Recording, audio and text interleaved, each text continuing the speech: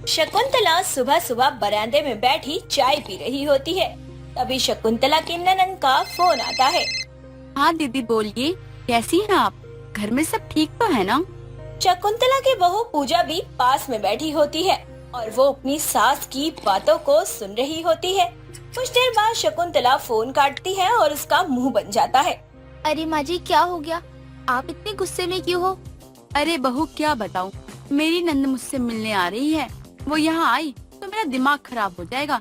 पूरे दिन मुझे उठने बैठने नहीं देगी। सिर्फ उसे मेरे हाथों का गरम गरम खाना ही चाहिए होता है और हर वक्त मुझसे नौकरों की तरह काम ही करवाएगी। अरे तो माँ जी, आप कह देना कि मेरी तबीयत खराब है। इसमें इतना मूड खराब करने वाली क्या बात है? अरे तू मेरी नंद के बारे में जानती ही क्या है? नागिन है नागिन। वो यहाँ आ गई तो बिना जहर उगले जाएगी नहीं और घर में तो अलग ही कलेश करवाएगी। तू तो अपने ससुर को जानती है, वो अपने भाई माँ बहन के खिलाफ एक शब्द नहीं सुन सकते। हाँ माँ जी, ये तो आप ठीक कह रही हो। पिताजी तो ना जाने क्यों अपने परिवार को इतना प्यार करते हैं। अरे बुढ़े के भी दिन खराब चल रहे हैं और कुछ नहीं। छोड़िए माँ जी, आप इतना टेंशन मत लीजिए, सब ठीक हो जाएगा। शकुंतला अपनी ननद के बारे में सोचकर परेशान हो जाती है कि आखिर वह घर में जाकर क्या कुछ करने वाली है। वो जानती थी कि उसकी ननद बहुत बड़ी कलेशी है। यही सब सोचते हुए शकुंतला बरामदे के सोफे पर बैठी होती है। तभी शकुंतला की पड़ोसन विमला का आना होता है। और शकुंतला, क्या हाल है? तू बड़े दिनों से दिखाई नहीं दी। तू ठीक तो है? तबीयत सही है तेरी? अरे विमला क्या बताऊँ तुझसे, बस दिमाग खराब है। जब से सुना है कि मेरी नंद मुझसे मिलने आ रही है, जब से तो मेरा दिमाग ही खराब हो रखा है पूरा का पूरा। अच्छा, वही ननंदा जो तेरे पति के हिस्से में अपना हिस्सा मांग रही थी। अरे बाप रे, एक नंबर की डायन है वो तो। वैसे सच कहूँ, उसके आने पर टेंशन तो बनती है। पूरी की पूरी टेंशन की दुकान जो है वो। जब से सुना है कि वो आ रही है, मुझे तो भूख भी नहीं लग रही है। मन तो कर रहा है मायके चली जाऊं, और अगर मायके गई तो मेरा बुढ़ा घर में कलेश करेगा। फिर तो तुझे अपनी ननद को झेलना ही होगा। वैसे तेरा तो बात बात पर दिमाग खराब हो जाता होगा ना, वो भी ये सोचकर कि तेरी ननद आ रही है, तो उसे तू झेलेगी कैसे? बस भगवान मुझे अपनी नंद को झेलने की शक्ति दे दे। बाकी तो मेरा हाल जैसा चल रहा है वैसा ही चलेगा। इसी बीच में टपक जाऊंगी तो और अच्छा रहेगा। अरे कैसी बातें करती है? मैं तो कहती हूँ खुद पर ध्यान दे और उसके आने से पहले ही ना उसको भगाने के बारे में सोच लिया कर। विमला और शकुंतला बात कर रहे होते हैं, तभी पूजा चाय लेकर आती है और दोनों की हाँ में हाँ मिलाते हुए कहती है। विमला काकी बिल्कुल ठीक कह रही हैं। बुआ सास के आने से पहले उनके जाने का बंदोबस्त हमें करना होगा, वरना तो वो सेवा पानी मिलने पर महीना भर रुक जाएंगी और आपका आईसीयू में भर्ती होना तो तय है। अरे बहू, कम से कम तू तो अच्छा बोल, वरना वो डायन तो आकर पता नहीं क्या ही करेगी मेरा। ऐसे ही इस बात को कई दिन बीत जाते हैं। एक दिन शकुंतला की ननद कलावती घर आ जाती है। अरे शकुंतला, कहाँ है? देख मैं आ गई। अरे घर में कोई नजर क्यों नहीं आ रहा, जबकि मैंने इन्हें फोन करके बता दिया था कि आज मैं आ रही हूँ। मेरे स्वागत की कोई भी तैयारी नहीं की इन लोगों ने।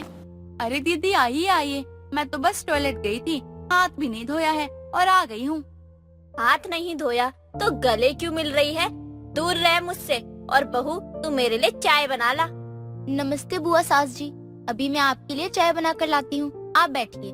और सुन शकुंतला, जब तक मैं रहूँ यहाँ तब तक तू ढंग से रहना मेरे साथ, वरना बिना हिस्सा लिए इस बार मैं जाने वाली नहीं हूँ। वो तो मुझे अपने भाई के बच्चों को देखकर तरस आ जाता है, तभी मैंने हिस्सा लेने से मना कर दिया था। क्या कहा? भाई के बच्चे को देखकर हिस्सा लेने से मना कर दिया? अरे तू तो थाली में गिरे मच्छी को भी ना छोड़े और तू हिस्से की बात कर रही है। कुछ कहा क्या शकुंतला तूने? अभी अभी मुझे कुछ सुनाई दिया, अगर मैं ठीक सुन रही हूँ तो बता जरा। नहीं दीदी, मैं तो बस अपनी बहू को ये कह रही थी कि कोई बात नहीं, आप बताइए आपको क्या चाहिए, मैं क्या लेकर आऊँ आपके लिए। शकुंतला और पूजा जो कुछ कर रहे थे वो सब कुछ एक प्लान था। कुछ देर बाद चाय लेकर आती है, लेकिन चाय में चीनी की जगह नमक होता है और नमक वाली चाय पीते ही कलावती उसे मुंह से थूक देती है और पूजा को सुनाने लगती है। लगता है तेरी सास ने तेरे कान भी भर दिए हैं। अरे तू अपनी बुआ सास को नमक वाला चाय पिला रही है, मुझे तो चीनी वाली चाय चाहिए होती है। शकुंतला, तूने अपनी बहू को मेहमानों का आदर सत्कार करना नहीं सिखाया क्या? अरे बाप रे, हे भगवान, मुझे तो पता ही नहीं चला कि चाय में चीनी की जगह नमक कब चला गया। बहू जरा ध्यान से, तेरी बुआ सास आई है, उनकी सारी सेवा तुझे ही करनी है, बेशक वो अपने साथ कुछ ना लेके आई हो। अरे कैसी बातें करती है शकुंतला, मैं लेकर आ रही थी, लेकिन मिठाई इतनी महंगी थी कि मैंने कहा कि एक तो महंगाई, ऊपर से मीठा खाना सेहत के लिए ठीक नहीं होता, बस यही सोचकर कुछ नहीं लाई हूँ मैं। लेकिन मेरा आशीर्वाद बच्चों पर हमेशा बना हुआ है। आपके आशीर्वाद की बच्चों को जरूरत नहीं है। अगर आपने गलती से भी बच्चों को आशीर्वाद दिया ना, तो उनका भविष्य पहले ही खराब हो जाएगा। दीदी, आप तो रहने ही दीजिए आशीर्वाद। क्या मन में बोले जा रही है? जो बोलना है सामने से बोल। मैं तुझसे डरती हूँ क्या? तेरी ननद हूँ मैं। इसी बात का तो दुख है कि आप मेरी नंद हो। अरे मेरा मतलब है कि आपको आने में कोई दिक्कत तो नहीं हुई ना? रास्ते में तो कोई दिक्कत परेशानी नहीं हुई, लेकिन मुझे लगता है मेरे यहाँ आने से तुम लोगों को दिक्कत है। जरा अपने चेहरे देखो आईने में जाकर। आपसे तो लाख गुना बेहतर है। मेरा मतलब आपकी तरह सुंदर कौन हो सकता है इस उम्र में? आपके चेहरे पे तो इतना ग्लो है। हाँ हाँ, वो तो है ही, लेकिन मुझे ऐसा क्यों लग रहा है कि तू मेरी सुंदरता से जल रही है? शकुंतला और कलावती काफी देर तक बातें करते हैं, लेकिन दोनों की बातों में एक दूसरे को ताने मारना ज्यादा शामिल था और कुछ भी नहीं था। थोड़ी ही देर में वहाँ विमला का आना होता है और शकुंतला को देखते ही विमला कहती है, अरे शकुंतला, तेरी ननंद आई हुई है, इसे शाम तक भेज दियो, क्योंकि हमें कीर्तन में जाना है ना, और कीर्तन में जाना कितना जरूरी है वो तो तू जानती है ना। हाँ, कीर्तन तो कैंसिल नहीं हो सकता है, हम कीर्तन में जरूर जाएंगे। बहू तो अपने मायके जा रही है, बुढ़ा घर पे है नहीं, तो दीदी अकेले ही रह लेंगी यहाँ पे। अरे किसने कह दिया मैं अकेले रह लूंगी? बिल्कुल भी नहीं। अगर घर में कोई नहीं है तो मुझे घर पहुँचवा दे, मैं किसी और दिन यहाँ आकर रह लूंगी, लेकिन इस पूरे घर में अकेले नहीं रह सकती। माँ और बाबूजी की आत्मा भटकती है यहाँ। शकुंतला, विमला और पूजा तीनों जानबूझकर कलावती को डरा रहे थे। कलावती को जब पता चलता है कि घर में कोई नहीं रहेगा और रात के समय वो अकेली रहने वाली है, तभी कलावती अपना बैग बांधती है और अपने घर के लिए वापस रवाना हो जाती है। कलावती के जाने के बाद शकुंतला, पूजा, विमला तीनों खुश होते हैं, क्योंकि उनका प्लान सक्सेसफुल जो हो गया था। देखा, मैंने कहा था ना कि तेरी ननद जिस तरह आई है उसी तरह वापस चली जाएगी।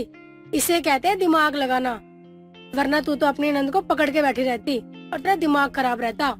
सच में तूने तो कमाल ही कर दिया। अगर मेरी नंद 2-4 दिन और यहाँ रह लेती ना, तो मैं तो मरी जाती।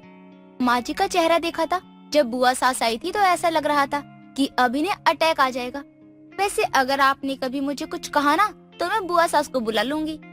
बहू, मैं तेरे हाथ जोड़ती हूँ, तो बेशक मेरे साथ लड़ झगड़ के अलग हो जाना, लेकिन इस औरत को दोबारा मत बुलाना इस घर में। इतना कहने के बाद सभी एक साथ हंसने लगते हैं। नीलम की बहू काजल किचन में खाना बना रही होती है, तभी नीलम किचन में आती है। बहू, किसी डब्बे में कई सारे बिस्किट होंगे, उन बिस्किट को बाहर निकाल दे, मैं पार्क जाते हुए कुत्ते को डाल दूंगी। ठीक है माँ जी, थोड़ी देर में निकाल दूंगी। और खाने में क्या बना रही है?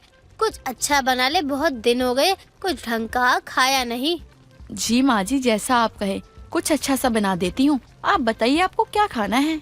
अरे जो मन है वो बना ले, लेकिन कुछ अच्छा बना जिसे खाकर मन खुश हो जाए। इतना कहने के बाद नीलम किचन से निकल जाती है और हॉल में बैठकर टीवी देखने में मगन हो जाती है। कुछ देर बाद काजल हॉल में हलवा बनाकर लाती है, और जहाँ विमला भी पहले से ही मौजूद थी, अब काजल अपनी सास और पड़ोसन दोनों को ही हलवा देकर कहती है, माँ जी, आपकी पसंद का हलवा बना दिया है, खाकर बताइए कैसी बनी है। अरे वाह वाह वाह बहू, क्या बात है, तूने तो दिल खुश कर दिया। हलवा वैसे भी मेरा फेवरेट है बहुत ज्यादा। तभी तो मैंने ये हलवा आपके लिए बना दिया है, बस आप खाकर बताइए कैसी बनी है। अब नीलम और विमला दोनों ही हलवा खाते हैं और उन्हें हलवे का टेस्ट काफी चेंज लगता है, लेकिन दोनों ही हलवे का स्वाद लेते हुए काजल की खूब तारीफ करते हैं। अरे बहू, क्या बात है, हलवा बन गया। वैसे ये हलवा सूजी का तो नहीं लग रहा है, लेकिन जो भी है बड़ा ही स्वादिष्ट है। एकदम सही कह रही है नीलम, बहुत स्वादिष्ट हलवा बनाया है तेरी बहू ने। वैसे बहू, खाना पीना बनाने के मामले में तेरे हाथ में जादू है, जादू। काजल भी अपनी तारीफ सुनकर किचन में काम करने चली जाती है। इधर विमला और नीलम हलवा का स्वाद लेते हुए एक दूसरे से कहते हैं, कुछ भी कह नीलम, लेकिन तेरी बहू खाना पीना अच्छा बनाती है। वैसे मुझे इस हलवे की रेसिपी दिलवा दियो अपनी बहू से।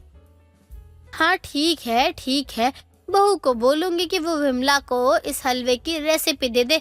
ठीक है। अब काजल के सास नीलम को वो हलवा इतना पसंद आता है कि अगले रोज ही नेहा अपनी बहू काजल से हलवा बनाने के लिए कहती है, अगर तेरे पास फुर्सत है तो थोड़ा सा मीठा बना ले, वही जो कल बनाया था। क्या बात है माँ जी, वो हलवा आपको पसंद आया? ठीक है, मुझे फुर्सत मिलेगी तो मैं फिर से बना दूंगी आपके लिए। नीलम किचन में खड़ी होती है और काजल किचन का काम निपटा रही होती है। बहू, मैंने तुझे कल कुत्ते के लिए बिस्किट निकालने के लिए कहा था। लगता है तो आजकल मेरी बातों को सुनकर अनसुना कर रही है। माँ जी, वो तो मैंने कुत्ते को डाल दी है, आप चिंता मत कीजिए, मैं आपकी बातों पे ध्यान रखती हूँ। दरअसल काजल जिस बिस्किट की बात कर रही थी, वो बिस्किट का हलवा वो बना चुकी थी और अपनी सास और पड़ोसन को खिला भी चुकी थी। अब आज भी नीलम अपनी बहू से कहकर हलवा बनवाती है और हलवा बन जाने के बाद सबको हलवा काफी पसंद भी आता है। ऐसे ही समय बीत रहा था और नीलम भी रोज ही अपनी बहू से कहकर हलवा बनवाने लगती है। माँ जी, महीने में 10 बार तो आपके कहने पे मैं हलवा बना ही देती हूँ ना। अरे खाने का मन कर गया तभी तो तुझे कहने लग गई ना, हलवा बना दे। वैसे ये हलवा कैसे बनाती है तू, मुझे भी बता। जिस दिन तू कहीं बाहर चली गई तो मैं बना लूंगी। अरे माँ जी, हलवा तो बहुत सिंपल है, करना कुछ नहीं है। घर में जो कुत्तों के डालने के बिस्किट होते हैं ना, उसका ही हलवा बनाती हूँ मैं। काजल इतना कहती है कि तभी उसके पड़ोसन विमला का आना होता है। अरे बहू, तूने क्या कहा? एक बार दोबारा दोहरा तो सही। क्या मैं गलत सुन रही हूँ? नहीं माँ जी, आपने बिल्कुल सही सुना है। मैंने कहा कि मैं ये हलवा बिस्किट का बनाती हूँ, जिसे आप कुत्तों को डालने के लिए कहती हैं। लेकिन जो मैं हलवा बनाती हूँ ना, तो ये मैं कुत्तों को देने से अच्छा उसी में डाल देती हूँ। राम रे राम नीलम, तेरी बहू ने क्या हमें कुत्ता समझ रखा है? कुत्ते को डालने वाले बिस्किट से हमें ये हलवा बनाकर खिला रही थी और मैं सोचती रही कि जैसी नीलम वैसी ही नीलम की बहू, लेकिन ये तो चंट निकली। अरे माँ जी, इसमें चंट वाली कौन सी बात है? मैंने यूट्यूब पर बिस्किट का हलवा रेसिपी देखी थी, तो आपने बिस्कुट कुत्तों को डालने के लिए दिए ही थे, तो मैंने सोचा इसी का हलवा बना देती हूँ। अरे तो उस दिन तूने मुझे कुत्ते को डालने वाले बिस्किट खिलाए, वो भी हलवा बनाकर। अरे बहू, कैसी है तू? बहू, तूने ये अच्छा नहीं किया। अरे भला कोई अपने सास के साथ ऐसा करता है क्या? लेकिन जो भी बोल, बिस्किट से हलवा बहुत अच्छा बना था। अब हमारी बेइज्जती हो ही गई है तो शर्माना क्या। चल जा बहू, अब बिस्किट से हलवा बना ला। काजल को लगता है कि उसकी सास ये सब सुनकर उसे सुनाएगी और कहेगी कि खबरदार, अब से जो हलवा बनाया तो मैं तुझे घर से निकाल दूंगी। लेकिन नीलम को तो बिस्कुट से बना हलवा खाने का चस्का ही लग गया था और इस वजह से महीने में 15 दिन बिस्किट का हलवा तो नीलम के घर जरूर बनने लगा था और इससे काजल दिन रात परेशान हो जाती थी। एक रोज किचन में काम करते हुए काजल गुस्से में अपनी सास के लिए हलवा बना रही होती है। जी तो कर रहा है हलवे में जहर डाल के दे दो उस बुढ़िया को। अरे एक बार बिस्किट का हलवा क्या बना दिया, ये तो मेरे सर पे ही चढ़ गई है। तीनों टाइम हलवा बनाने के लिए बेचैन कर रखा है इसने। अरे बहू, तुझे कब से कह रखा है हलवा बना दे, लेकिन तू है कि सुनती ही नहीं है। माँ जी, कितना मीठा खाने लगी हैं आप? अगर आप इतना मीठा खाएंगी तो आपको डायबिटीज हो जाएगी। अरे तो डायबिटीज होगी तो मुझे होगी ना, तुझे इतनी चिंता क्यों हो रही है? वैसे भी तू कुत्ते को डालने वाला बिस्किट से हलवा बनाकर मुझे उस दिन खिला चुकी है ना। अब जब बिस्कुट ला कर दिया है तो उसका हलवा क्यों नहीं बना रही? आज तो मैं माँ जी को सबक सिखा के रहूंगी, चाहे जो हो जाए। इतना कहने के बाद काजल वहाँ से चली जाती है। लेकिन काफी देर बाद काजल अपनी सास नीलम के लिए बिस्किट का हलवा बनाकर लेकर आती है। तभी वहाँ विमला का आना होता है। विमला उस हलवे को खाने से रोकते हुए कहती है, नीलम रुक जा, ये हलवा मत खा। तेरी बहू ने इस हलवे में जो डाला है उसके बारे में मैं तुझे बताऊंगी तो तू बिना खाए ही मर जाएगी। अरे तेरा दिमाग तो खराब नहीं हो गया है? मेरी बहू ने इस हलवे में ऐसा क्या डाल दिया? कहीं मेरी बहू इसमें जहर तो नहीं मिला रही? अरे जहर ही समझ, तेरी बहू कुत्तों के आगे से बिस्किट उठाकर लेकर आई है तो वो कुत्तों का खाया हुआ जहरीला बिस्किट ही होगा ना।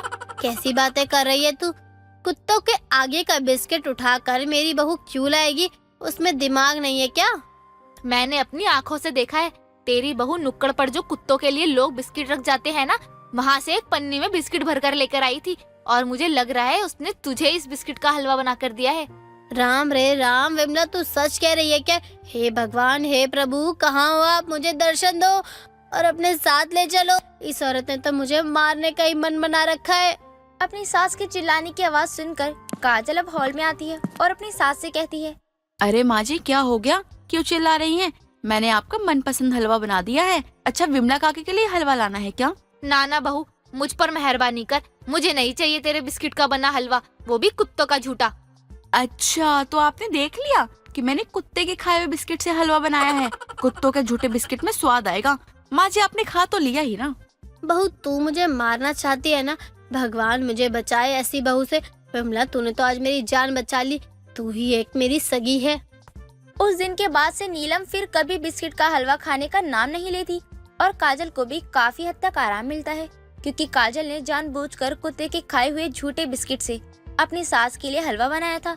और विमला ये देखकर नीलम को सब सही समय पर बताने पहुंच जाती है, वरना आज तो नीलम ने कुत्तों के झूठे बिस्किट का हलवा खा लिया होता।